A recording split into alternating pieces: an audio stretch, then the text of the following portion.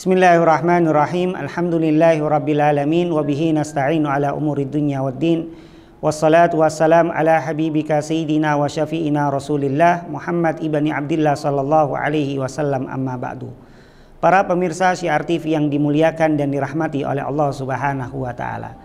Ada sebuah ayat sebagaimana yang telah difirmankan oleh Allah Subhanahu wa taala, wal takum minkum ummatu yad'una ilal khairi wa ya'muruna bil ma'rufi wa yanhauna 'anil munkar wa ulaika humul muflihun.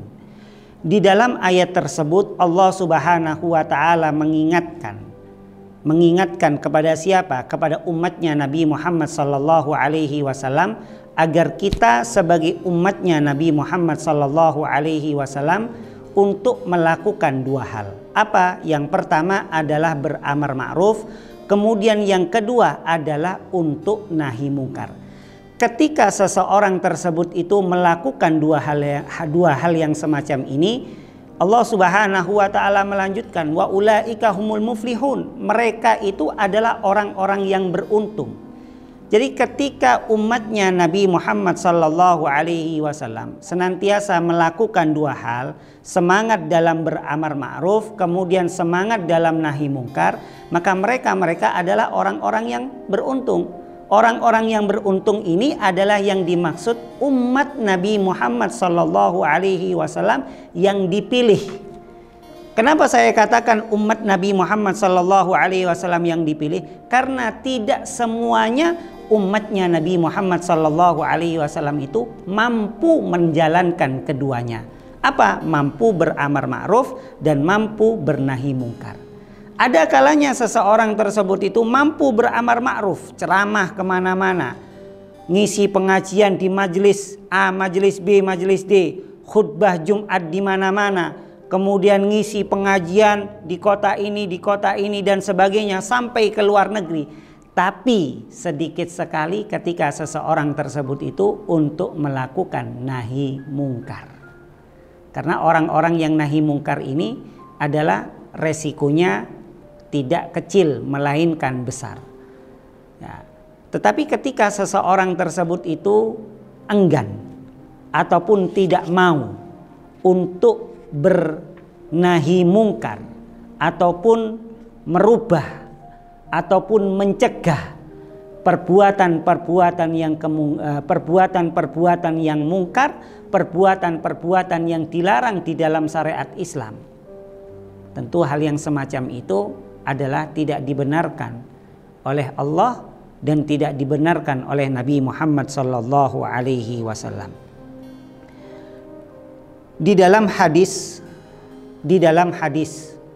Rasul sallallahu alaihi wasallam mengatakan, sebagaimana hadis tersebut disebutkan di dalam kitab Al-Jawahirul Lu'lu'iyah, syarah daripada kitab Hadis Arba'in. Rasul sallallahu alaihi wasallam telah bersabda, ayyuhan nas murru bil ma'rufi wanhau 'anil munkar qabla an tad'ullaha fala yastajiba lakum.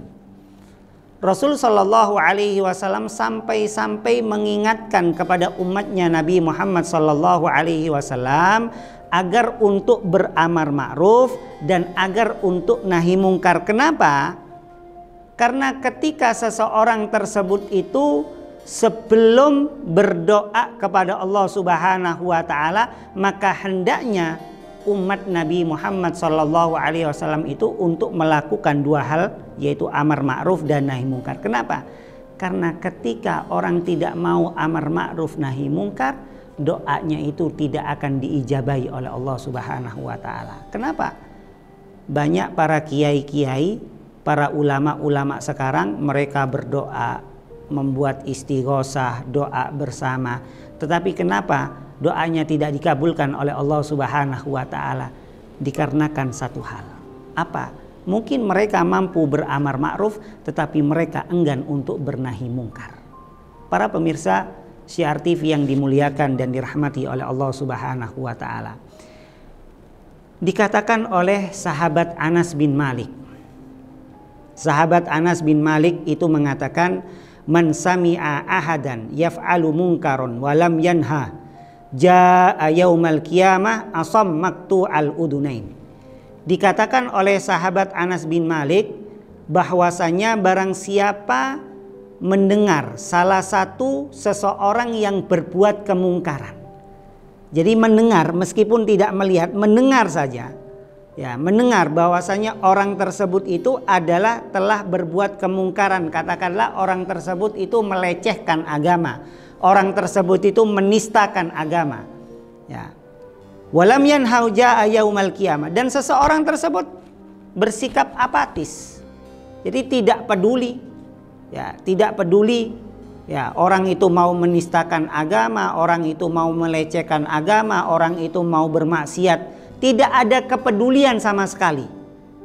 Maka sesok ketika Allah Subhanahu wa ta'ala mengumpulkan orang tersebut di padang mahsyar pada hari kiamat, asam maktu al-udunain, orang tersebut itu ya seperti orang yang tuli, bahkan telinganya itu tidak ada. Jadi ketika besok kita temukan di padang mahsyar ada sekelompok orang yang tidak memiliki telinga, mereka itulah adalah orang-orang yang mengetahui dan mendengar kemungkaran, tetapi mereka tidak mau mencegahnya dan mereka bersikap apatis seakan-akan tidak peduli.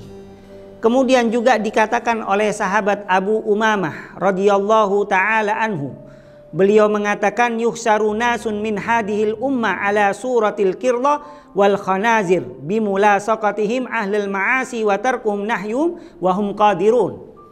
Di sini dikatakan bahwasanya oleh sahabat Abu Umamah, besok manusia-manusia yang mana mereka tidak mau beramar ma'ruf nahi mungkar sedangkan ia mampu.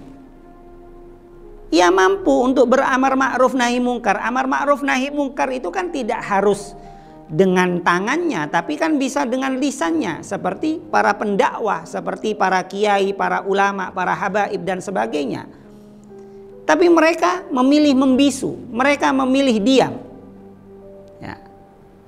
Maka besok di padang mahsyar Allah Subhanahu wa ta'ala merubah wajahnya itu berbentuk kera, dan ada yang berbentuk celeng ataupun babi, dan mereka dikumpulkan oleh Allah Subhanahu wa ta'ala dengan orang-orang yang ahli maksiat, yaitu orang-orang yang berbuat maksiat. Para pemirsa Syiar TV yang dimuliakan dan dirahmati oleh Allah Subhanahu wa ta'ala, demikian apa yang saya sampaikan. Mudah-mudahan apa yang saya sampaikan bisa menjadi motivasi bagi kita agar kita untuk istiqomah di dalam amar ma'ruf nahi mungkar. Amar ma'ruf nahi mungkar itu tidak harus ikut ormas apapun. Selama kita beragama Islam, selama kita sebagai umatnya Nabi Muhammad SAW, maka kewajiban kita untuk beramar ma'ruf nahi mungkar. Demikian apa yang saya sampaikan, mudah-mudahan bermanfaat kepada kita semua dan kita diberikan ilmu yang manfaat, ilmu yang barokah fid dini wa dunya wal akhirah, dan kurang lebihnya saya minta maaf. Wabillahi taufiq wal hidayah. Tsumma assalamu alaikum warahmatullahi wabarakatuh.